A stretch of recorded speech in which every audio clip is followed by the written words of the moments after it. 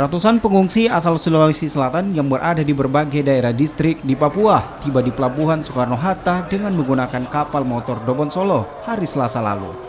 Pengungsi yang merupakan warga Sulawesi Selatan ini memilih untuk pulang ke kampung halaman lantaran masih takut dan trauma. Sejumlah kendaraan roda 2 dan roda 4 yang masih bisa diselamatkan juga ikut dibawa pengungsi. Menurut rencana, dalam sepekan, sejumlah pengungsi akan terus berdatangan ke Makassar, Sulawesi Selatan.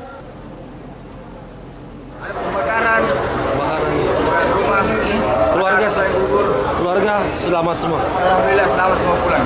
Barang-barang yang bisa diselamatkan. Diselamatkan semua pulang. Jadi bagaimana selanjutnya ini setelah masuk, tidak akan menginjak lagi Papua atau seperti apa? Saya pikir-pikir dulu Pak. Di sana memang usaha atau apa? Ada Ada usaha. Iya.